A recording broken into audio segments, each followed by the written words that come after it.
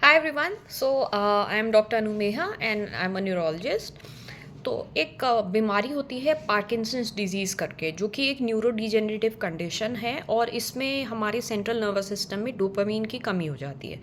तो बहुत सारे पेशेंट्स होते हैं, ऑब्वियसली डोपामीन की कमी हो रही है, तो हम इनको डोपामीन अगर दे दें किसी फॉर्म में, तो हम ओरल फॉर्म में देते हैं, जो मोस्ट कॉमनली ट्रेड नेम्स काफ़ी सारे आते हैं इसमें, बट मोस्ट कॉमनली सिंडोपा के नाम से ये बिकता है, ट्रेडमार्क। तो एक बहुत इम्पॉर्टेंट चीज़ है कि अगर आप दवाई खा रहे हैं लेकिन वो सही तरीके से नहीं खा रहे हैं, तो फिर देर इज़ ज़्यादा फ़ायदा होने वाला नहीं है आपको उससे।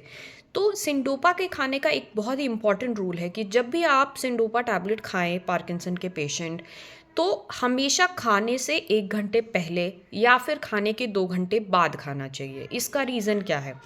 जब भी डोपामीन जो होता है वो एक न्यूरोट्रांसमीटर है, वो एक अमाइनो एसिड है, तो एक अमीन है, यानी कि प्रोटीन का एक फॉर्म है। तो उसको अगर आप, जब वो स्टमक में जाता है, अगर उस टाइम पे स्टमक में और भी चीज़ें हैं, जैसे और वाइटामिन है या फिर और कोई फूड आइटम्स है, कार्बोहाइड्रेट्स है, फैट्स है, तो उसका एब्जॉर्प्शन, जो डोपामीन का एब्जॉर्प्शन फुली होना है पेट में, वो नहीं हो पाएगा। तो हमेशा अगर आप मील्स के 1 घंटे पहले या फिर मील्स के 2 आवर्स के बाद, जब हमारा गैस्ट्रिक सिक्रीशन हो रहा है बट हमारे पेट में फूड नहीं है, उस टाइम पे अगर आप लोगे तो आपको मैक्सिमम बेनिफिट होगा। अगर आप डोपामीन के टैबलेट्स को, यानी सिंडोपा को, अगर आप दूसरे खाने के साथ या और मल्टीविटामिन्स के साथ, चाय के साथ, इन सब दूध के साथ, इन सब चीज़ों के साथ लोगे, तो प्रॉपर एब्जॉर्प्शन नहीं होगा, फ़ायदा नहीं होगा। Thank you, bye.